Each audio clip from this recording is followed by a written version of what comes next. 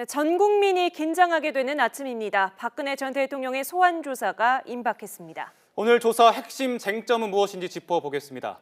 이 자리에 최진영 변호사, 최재민 YTN 보도국 선임 기자 나와 있습니다. 안녕하십니까? 네, 안녕하십니까? 네. 이제 7시 20분이니까 2시간 정도 남은 것 같은데요. 네. 오늘 박 전 대통령이 검찰청사 들어가기 앞서 포토라인에서 간단하게 입장 발표를 하겠다 이런 말이 전해지지 않았습니까? 좀 어떤 내용이 나올 걸로 예상하세요?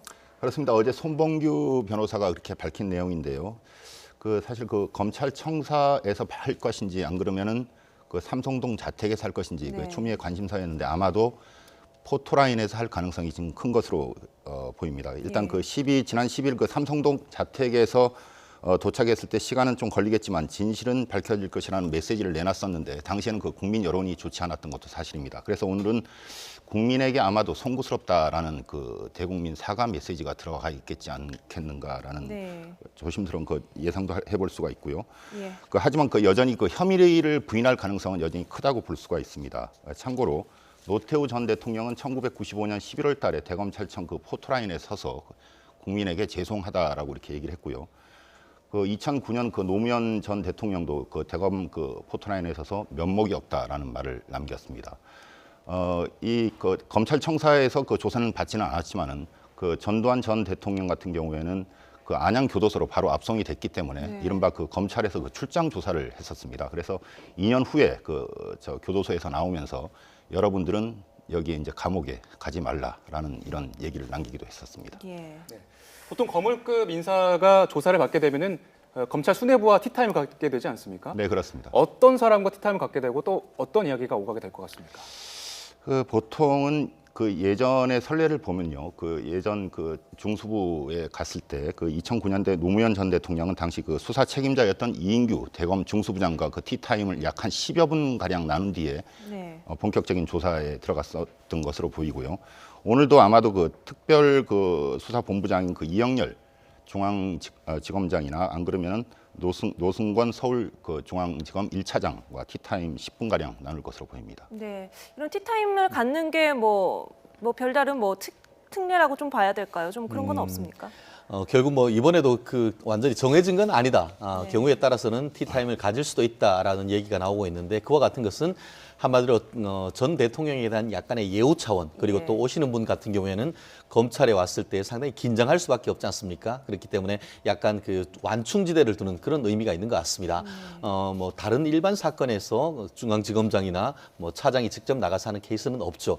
다만 이 사건의 정치적인 맥락이라든가 어떻게 보면 수사를 또 적극적으로 협조해달라는 그런 당부의 말씀도 전할 수 있는 것이기 때문에 그것은 어떤 통과 의례, 사람 인관적인 어떤 관계인 것이지 그것이 특례라든가 아니면 그렇게 의미는 없고 말씀드렸듯이 수사에 좀 협조해달라는 그 당부의 의미가 조금 더 크지 않을까 싶습니다. 예. 네. 정확한 조사 장소는 박 전 대통령 출석 이후에 공개를 하겠다 이렇게 밝혔는데 이제 언론에서는 10층에는 영상조사실에서 조사를 하겠다. 또 다른 얘기도 있더라고요. 혹시 예상하는 게 있습니까? 10층 특수부 조사실에 10층에 특수부 영상조사실이 있고요. 형사부가 있는 7층에도 영상조사실이 있다고 합니다. 그래서 예전에 대검 중수부가 있을 때는 특별 조사실이 있어가지고 그곳에는 침대와 소파 그리고 세면기구 그러니까 약 한 50제곱미터 15평 규모의 조사실인데 조사를 받다가 이제 피곤하면은 좀 잠시 쉬기도 하고 이런 조사실이 있었습니다. 그런데 대검 중수부가 2013년 박근혜 정부 들어와서 없어졌습니다. 그리고 일선지검에는 특별조사실이 이제 예전에는 있었는데 2001년도였죠. 피의자 구타 사망 사건 이후에 특별조사실을 모두 없앴습니다. 그래서 지금 일선지검에는 조사실이 약 한 4평 규모 정도밖에 되지 않기 때문에 이 부분도 상당히 좀 많은 고민을 했던 것 같습니다. 그래서 아마 7층이 됐던 10층이 됐던 간에 층을 갖다 모두 비워두고 박 전 대통령만 조사를 하지 않겠는가 이런 예상을 해볼 수 있겠습니다. 이게 영상 녹화 조사실에서 진행이 되든지 일반 조사실에서 진행이 되든지 이게 전체적인 과정이 녹화가 되는 건가요? 지금 같은 경우에는 아시다시피 지난 청와대에서 조사할 때도 녹음 녹화를 하느냐를 두고 이렇게 설왕설래가 있었는데 예전 같은 경우에는 참고인으로 했기 때문에 참고인은 원래 동의를 받아야만 녹음 녹화를 할 수 있는 반면에 지금은 확실하게 피해자로 있기 때문에 녹음 녹화를 할 수가 있습니다. 문제는 전 대통령이란 것이죠. 예를 들어서 그 법적으로는 이거를 할 수 있다 한다 하더라도 본인이 조금 그 불편함을 한다든가 그것 때문에 내가 수사에 적극적으로 응하기 어렵다라고 했을 경우에는 녹음 녹화를 이유로 해서 아예 또 못하는 케이스가 있지 않습니까? 네. 그렇기 때문에 오늘 보도에 따르면은 검찰 같은 경우에도 원칙적으로 녹음 녹화를 하되 경우에 따라서는 그것을 완전히 고집하지는 않는다. 이렇게 지금 약간의 어떤 적극적인 수사의 협조를 위해서 그 부분은 타협할 수 있다는 정도로 나오고 있습니다. 네. 일반적으로 그 검찰 조사 같은 경우에는 조사실에서 하는 것이 아니고 검사실에서 합니다. 네. 검사실 같은 경우에는 주인 검사가 있고 양옆에 이제 수사관이 있으면서 여러 명 조사를 같이 합니다. 근데 이 사건은 그렇게 할 수가 없지 않습니까? 그렇기 때문에 이제 7층이나 아니면 10층에 있는 이 영상 조사실에서 하는데 영상 조사는 그 아주 이례적인 거다라고 생각을 하면 되고요. 아마 역사적 의미가 있고 하기 때문에 영상으로 남기려고 하는 의미는 있지만 말씀하셨듯이 그렇다 하더라도 전직 대통령이기 때문에 그런 예우 차원에서 그리고 또 실질이냐 형식이냐 어떤 그 증거를 남기는 건 좋지만 결국 최종적으로 남는 것은 조서입니다. 그렇기 때문에 어떤 조서를 통해서 실체적 진실을 어떤 서면에 받아내는 것이 목적이다라고 한다고 하면은 검찰로서는 지금 그 영상 녹화 여부에 너무 집착하지 않겠다. 이렇게 지금 정리한 상태인 것 같습니다. 검찰 간부들이 이제 밖에서 조사를 지켜보다가 조사에 조언을 줄 수도 있다 이런 얘기도 들리는데. 그렇습니다. 실제로 이 사건 같은 경우에는 그 아시다시피 오늘 같은 경우에는 그 특수일부의 특수일부와 그리고 또 형사 8부 두 부장 그 검사가 실제로 조사를 맡을 가능성이 높다라고 얘기를 하고 있지 않습니까? 근데 이 4평 정도 되는 그 조사실에는 내용은 이렇게 그 테이블이 있고 조사를 하지만 그 뒤에 유리 뒤에서 조사실에서는 볼 수 없지만 그 유리 뒤에서는 이 조사 내용은 전체적으로 볼 수 있는 그런 구조가 되어 있습니다. 그렇기 때문에 뒤에서 이제 그 다른 검찰 조사관들이나 수사관들이 듣고 있으면서 어떤 검찰 조사 부장 검사 2명이서 굉장히 많은 그 질문을 준비를 했지만 그 과정에서 빠질 수 있는 부분도 있지 않습니까? 네. 그 하는 과정에서 좀 빠질 수 있는 부분이나 놓치는 부분 같은 경우에는 잠시 쉬면서 다시 그런 부분을 보강하라는 취지로 해서 전체적으로 계속 어떤 2명만 조사를 하는 것 같지만 또 많은 사람들이 지켜보면서 수사의 어떤 완결성을 기할 그런 계획인 것으로 지금 전해지고 있는 것 같습니다. 네. 반면에 박근혜 전 대통령 입장에서는 변호인의 조력을 어느 정도나 오늘 받을 수 있는 걸까요? 알려진 바로는 지금 정확하게 누가 입회를 하는지는 정확하게 아직 알려지지는 않고 있습니다. 한 2사람 정도가 변호인이 이제 참석을 할 것 같고요.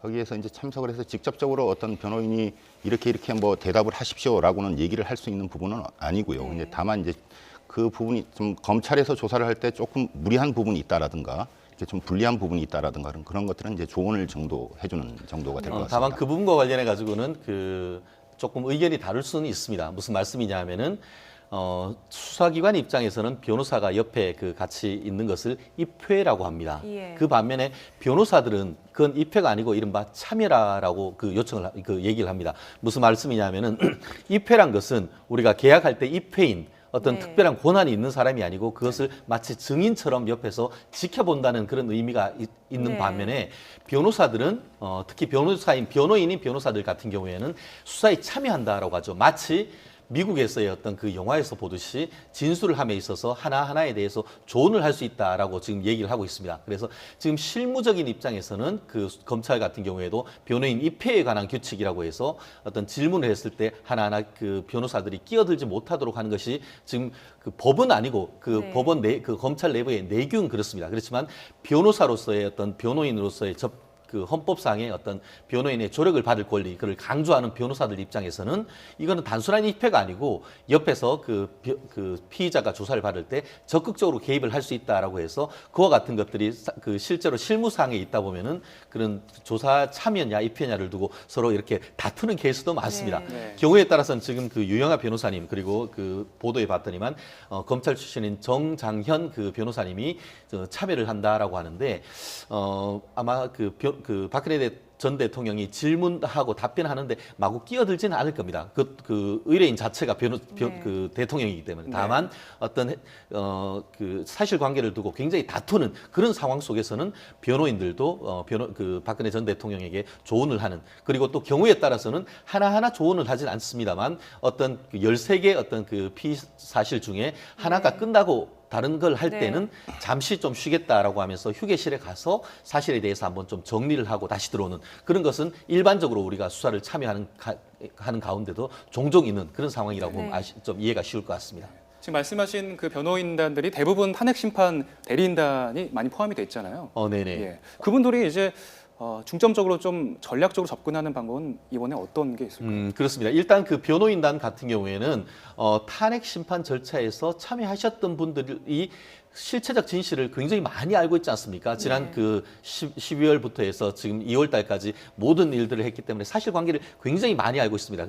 그렇기 때문에 그중에서 이제 손봉규 변호사님들이나 최명성 변호사 또 서성근 변호사 등 사실관계를 가장 확보하고 있는 분들은 그대로 이 그 형사 변호인단에도 참여를 했습니다. 그렇지만 그중에 또 일부는 제외가 됐죠. 그 외에 이 사건은 탄핵과 달리 형사 절차입니다. 그러다 보니까 좀 전에 말씀드렸던 그 정장현 변호사님 같은 경우에도 그 부장검사 출신으로 알고 있는데 그분과 같이 형사 사건에 조금 더 전문성이 있는 분들이 지금 들어왔습니다. 지금 그 오늘 수사에 그 참여 내지 입회하시는 변호사님들도 유영아 변호사님이나 그 정장현 변호사님 두 분 다 검찰 출신이기 때문에 누구보다도 이 특수사나 이런 부분에 대해서 정통한 분들이 지금 참여하는 그렇게 해서 창과 방패의 대결 오늘 또 하나의 관전 포인트가 되지 않을까 싶습니다. 네. 이 검찰 입장에서는 뭐 구속영장 청구 여부를 고민한 데 있어서는 뇌물죄 입증 부분이 가장 핵심일 텐데 네네. 이 부분을 좀 공략할 만한 어떤 히든 카드를 가지고 있을까요?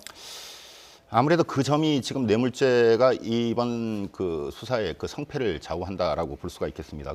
그래서 이제 그 검찰이 제일 처음에 그 피의자 조사를 시작하겠다라고 이제 그 박근혜 전 대통령에게 얘기를 하고요. 그리고 진술을 거부할 수 있고 그 다음에 변호인으로부터 조력을 받을 수 있다는 조사 내용과 그 미란다 원칙을 먼저 고지를 하게 됩니다. 그 다음 인정신문이라는 것을 하게 되는데요. 여기에는 뭐 이름과 주민번호, 주소, 본적지 그리고 학력, 경력 그리고 뭐 종교, 건강 상태까지 이렇게 묻게 됩니다. 네. 그 인정신문을 마치면 그 기초 사실을 조사를 하게 되는데 대통령 취임을 해서 어떤 행사를 했는데 그때 그 안정범 수석에 이렇게 뭐 어떤 지시를 한 적이 있습니까?라고 이렇게 물을 가능성이 있고요. 또 대기업 회장과의 독대에서는 왜 이루어졌고 그리고 그 당시에 어떤 얘기가 오고 갔는지를 갖다 네. 물을 가능성이 있습니다. 특히 이제 중요한 것이 최순실 씨를 언제부터 알게 됐는가라는 것이 이번 사건에서 이제 그 뇌물 관계를 갖다 밝히는 그 핵심 요소가 될 것 같습니다. 그래서 최순실 씨와의 관계는 그 박 전 대통령과 최순실이 사실상의 경제 공동체라는 것을 그 입증하는 중요한 그 사실관계가 될 전망이고요. 이 때문에 그 검찰은 이 부분을 그 오전 내내 캐물을 가능성도 상당히 이 많다고 관련한 볼 수 있습니다. 질문들은 이미 준비가 다 되어 있는 거죠. 그렇습니다.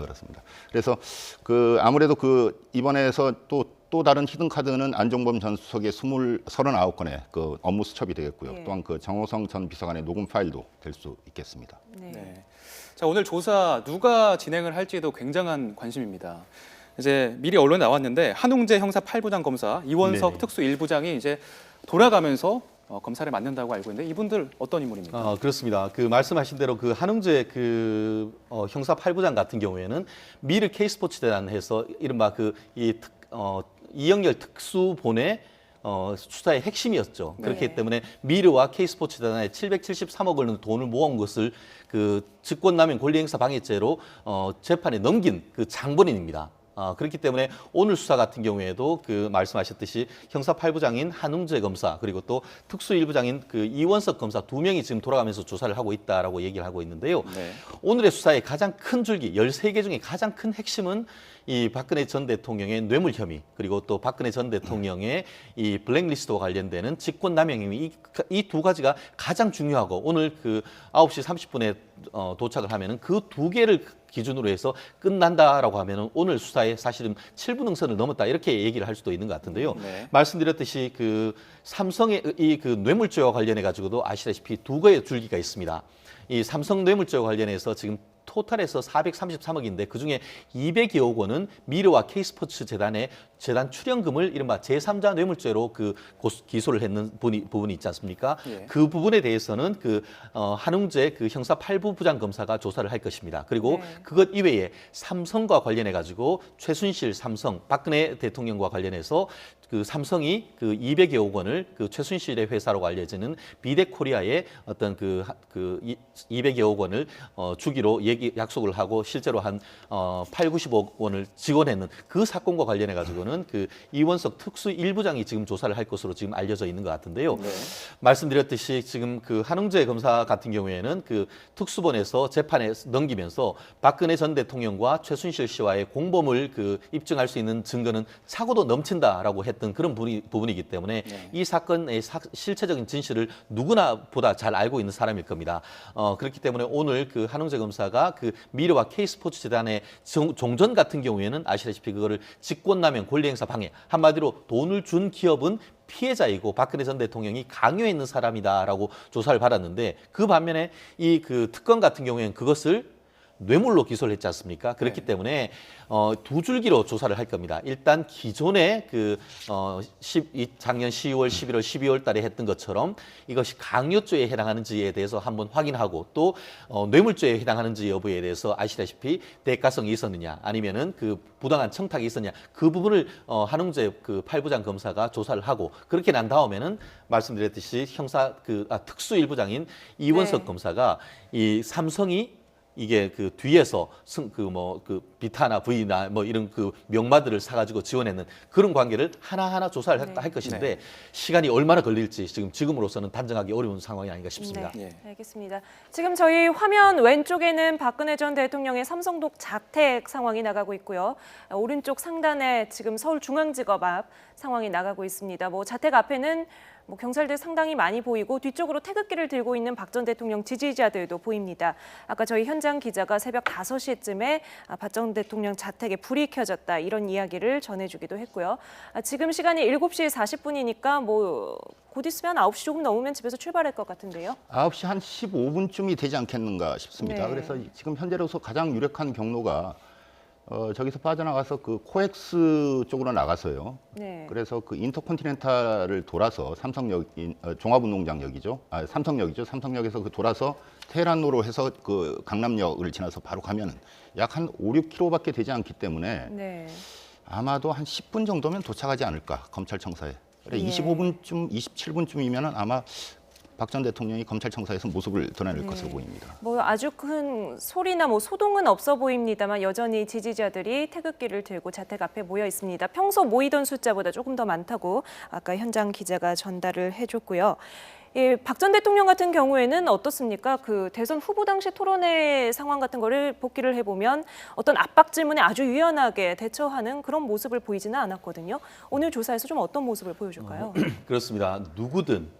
누구든 검찰청에 불려간다라고 했을 때는 본능적인 두려움, 이런 것들이 있을 수밖에 없습니다. 박근혜 전 대통령도 인간으로서의 그런 압박감을 느끼는 것은 마찬가지일 겁니다. 예. 실제로 그 현장에 가게 된 경우에는 사실 상당 부분 경우에 따라서는 아시다시피 아주 조사를 받은 다음에 극단적인 선택을 하는 케이스도 종종 있지 않습니까? 예. 네. 그렇기 때문에 이번 수사 같은 경우에는 그와 같은 수사가 돼서는 안 된다. 노무현 전 대통령에 대한 수사가 대표적으로 실패했는 특수수사 중에 하나라고 꼽히지 않습니까? 네. 그렇기 때문에 원조 이 특수통이라고 할 수 있는 심재륜 전 대검 중수부 부장님 같은 경우에는 칼을 찌르되 비틀지 마라라는 그런 얘기를 했었습니다. 그 말씀은 뭐냐면은 실체적 진실은 가리되 그 사람의 명예감을 어떻게 보면은 놀리는 식으로 하지는 마라라고 얘기를 하는 것 같은데요. 오늘 같은 경우에도 아마 형사 1부장과 특파부장과 이 2부장 같은 경우에도 그런 부분에 대해서 굉장히 신경을 쓰지 않을까 싶은데요. 박근혜 전 대통령 입장에서도 두려울 겁니다. 실제로 보면은 검찰 같은 경우에는 피의자 측이 알지 못하는 증거로 압박을 할 것이다. 그와 같은 내용을 지금 있지 않습니까? 네. 아마 창과 방패의 싸움 중에 방패 측 같은 경우에는 더 이상 나올 것이 뭐냐, 스모킹 건이라고 하는 것은 다 나왔지 않느냐라고 하지만 그것은 아직까지 모르는 겁니다. 그렇기 네. 때문에 나름대로 준비는 했겠지만 정말 물증을 들이대면서 압박을 했을 때 과연 박근혜 전 대통령이 어떤 반응을 보일 것인지, 그런 부분에 대해서도 지금 박근혜 전 대통령이 그런 부분에 대한 조언을 받는 것이 바로 지금까지 어떤 변호인들로부터의 어떤 그런 조언을 받은 것이 바로 그런 부분에 대한 대응 같은 것이 아닐까 싶습니다. 네. 그럼 긴장된 순간에서 또 압박 조사에 압박감을 느끼는 순간에서도 사실 열흘이 넘는 동안에 굉장한 준비를 많이 한 걸로 보이거든요. 변호사들도 이제 자택에 왔다 갔다 하면서요. 박 전 대통령 그러면 어떤 방패로 어떤 전략으로 방어에 나설 것 같습니까? 결국 선이다. 몰랐다. 그리고 이거는 나의 출마에 따르는 어떤 정책적인 판단이었다. 한마디로 쉽게 말하면 통치행위의 일환이었다. 이렇게 얘기할 가능성이 상당히 클 것 같습니다. 말씀드렸듯이 뇌물과 관련해 가지고는 이것이 문화융성, 체육 발전을 위해서 미래와 K스포츠 재단을 만들었고 그와 같은 지시를 한 다음에는 실질적으로 아래 사람들이 했는 것이지 내가 모든 것을 알고 있는 것은 아니다라고 할 가능성이 있겠죠. 네. 특히 거기다가 이제 블랙리스트와 관련해는 직권남용 권리행사 방해 같은 경우에는 대통령으로서의 어떤 정책이었다. 문화융성, 이른바 비정상화의 정상화하는 과정에서 있었던 일이다라고 얘기할 것 같고 구체적인 어떤 그 지시나 이런 것들을 한 적은 없다라는 식으로 부인할 가능성이 상당히 클 것 같은데요. 말씀드렸듯이 가장 핵심적인 관건은 어떤 그런 블랙리스트나 이런 것보다도 오히려 뇌물일 삼성과 이런 미래와 K스포츠 재단에 관한 뇌물일 가능성이 상당히 큽니다. 결국 그와 관련해서 최순실 씨의 어떤 사익 추구 부분을 알고 도와줬느냐. 마치 탄핵 결정문 같은 경우에는 박근혜 전 대통령이 최순실 씨의 그런 사익 추구를 알고도 도와줬고 안 다음에도 그것을 제지하기보다는 오히려 옆에서 그와 같은 언론을 오히려 규제했는 식으로 지금 판결을 했는데 그 부분에 대해서 여전히 헌법재판소에서 얘기하는 것처럼 부인할 가능성이 상당히 큰 것 같은데요. 아마 그걸 가지고 이렇게 논란을 벌이지는 않을 겁니다. 부인하면 부인하는 대로 영장에 기재를 한다. 피의자 신문조서에 기재를 한 다음에 네. 대신에 관련되는 물증을 제시하고 그거에 대한 답변을 적는 식으로 될 것 같은데요. 과연 그 물증을 제시했을 때 박근혜 전 대통령이 어떤 식으로 반응을 하고 그것에 대해서 단순 부인을 할 것인지 이 부분을 좀 아마 내일이면은 후일담이 나오지 않을까 싶습니다. 예. 네, 지금 저희 화면으로는 계속 서울 삼성동 자택 부분 그리고 서울중앙지검 외관에 지금 화면이 오른쪽 상단에 가고 있는데요. 많이 긴장하고 있겠죠, 검찰로서도. 지금 자택 앞에서는 경찰들이 많이 줄지어 서서 혹시 모를 충돌 또 네. 돌발 상황 또 박 전 대통령 경호에 지금 신경을 쓰고 있는 모습입니다. 지금 아마 8시가 다 돼 가니까요. 이미 네. 비표를 다 나눠줬고 네. 기자들도 아마 출입 기자들도 비표가 없으면 8시 이후에는 들어가질 수가 없습니다. 네. 그래서 철통 경호를 하고 있고 검찰청사 주변에 한 2천여 명의 경찰 경력을 배치를 해놨다 그러니까요. 네. 네. 좀 상당히 긴장감이 흐르고 있는 것 같습니다. 예, 중앙지검 출입하고 있는 저희 취재 기자도 새벽 4시부터 기다려서 비표를 받았다. 아까 그런 이야기를 전해줬는데요. 네. 자, 오늘 검찰 조사에서 혹시 대질 조사가 이루어질 가능성도 있을까요? 추가로 소환 조사를 하기는 어렵기 때문에 네. 하려면 오늘 해야 되는 거 아니냐 이런 네, 전망이 그렇습니다. 있었는데요. 그 가능성은 그렇게 크지 않아 보입니다. 네. 왜 그러냐면은 이미 정호성 전 비서관의 진술하고요.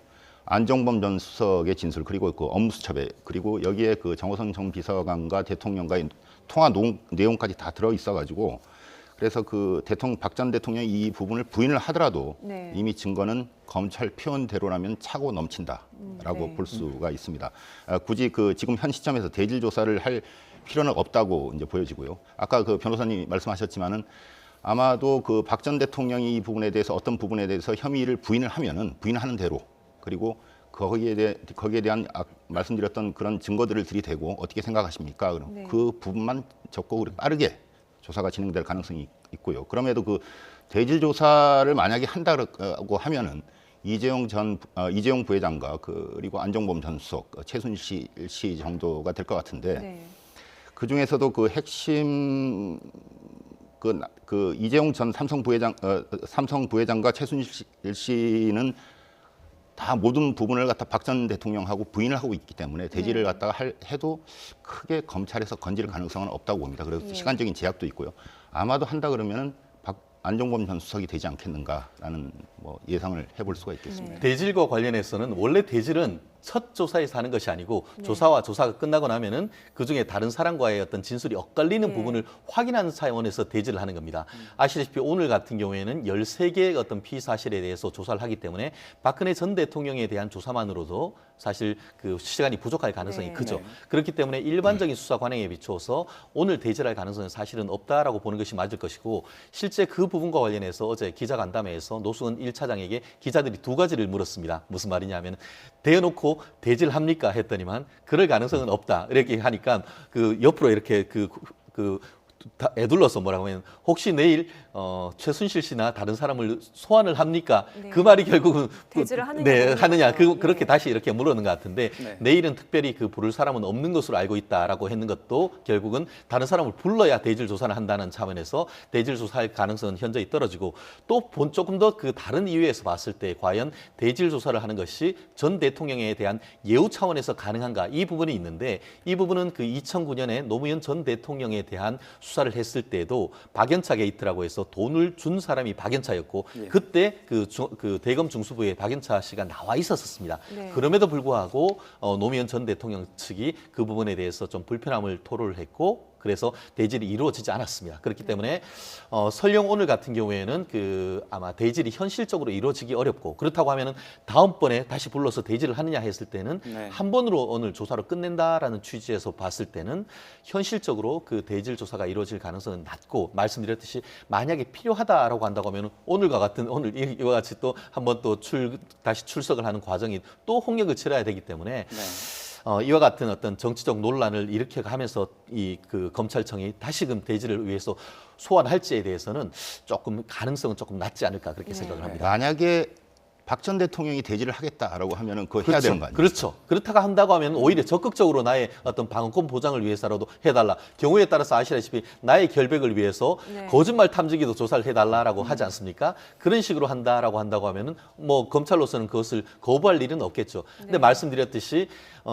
대지를 하는 것은 한 사람은 자백을 하고 한 사람은 부인을 하는 그런 과정에서 어떤 사건의 진실을 밝히기 위해서 하는 것인데, 이 사건 뇌물죄와 관련되는 실체적 진실에 대해서는 사실 최순실 씨도 아니다, 이재용 부회장도 아니다라고 하기 때문에 대지를 해야 될 실익은 사실 없다는 것이 본질을 간파한 그런 말씀이 아닌가 싶습니다. 박 전 대통령이 그 정도의 적극적인 방어권을 행사할 거라고는 예상을 하지 않고 있는 것이죠. 말씀 듣다 보니까 그 대질 조사도 그렇고 압박 조사도 그렇고 전 대통령에 대한 예우를 좀 검찰이 많이 고심하고 있는 것으로 보입니다. 그렇습니다. 사실 노무현 전 대통령에 대한 대질 조사 과정에서도 그 당시에 이제 조사를 직접 했던 분이 그때 대검 중수 1부장이었던 우병우 전 수석이었습니다. 본인은 부인하고 있습니다만 노무현 전 대통령 대리인단 같은 경우에는 그때 우병우 전 수석이 당신은 여기에 전직 대통령도 아니고 사법연수원 선배도 아니고 피의자로 이 자리에 조사를 받는다라는 그런 얘기를 했다는 것이 진실 공방이 벌어지고, 그것으로 인해서 노무현 전 대통령이 결국 그 어떤 명예감에 큰 상처를 입었다는 후문이 뭐 아직 그 실체적 진실은 뭔지는 모르겠습니다만 그런 얘기가 나왔고, 결국 그걸 통해서 재차 불러서 조사를 하려고 했는데 그것이 불가능하게 되는 것이죠. 결국 특수수사에 있어서는 단순한 예우 문제가 아니고 수사의 성패를 가르는 부분이 있을 수 있기 때문에 실체적 진실을 가리는 것이 더 중요하지, 어떤 그 조사를 불러서 조사받는 사람에 대한 어떤 모욕을 줬을 경우에는 오히려 실체적 진실을 찾을 수가 없단 말이죠. 그렇기 때문에 그것이 피의자에 대한 특혜가 아니고 사실을 밝히기 위해서의 어떤 적당한 나름대로의 수사 기법이다라고 보는 것이 오히려 합리적인 해석이라고 저는 개인적으로 생각을 합니다. 자, 이제 검찰이 박 전 대통령에 대해서 구속영장을 청구를 할까요? 가능성을 어느 정도로 보십니까? 상당히 어려운 예상인데요. 그 2가지 측면에서 볼 수 있을 것 같습니다. 하나는 그 실체적 진실과 형평성 문제가 있을 수가 있고요. 그리고 국익과 그리고 그 공론 분열을 갖다 막기 위한 조치 2가지 중에서 상당히 검찰이 고민을 할 것으로 보이는데, 지금 사실 최순실 씨라든가 이재용 부회장이라든가 이런 사람들은 지금 현재 다 구속이 돼 있는 상태인데, 실질적으로 어떻게 보면 검찰 입장에서 보면 가장 죄가 무거운 혐의를 받고 있는 사람이 박 전 대통령입니다. 근데 박 전 대통령을 구속을 안 하자니 그런 또 형평성 문제가 있고요.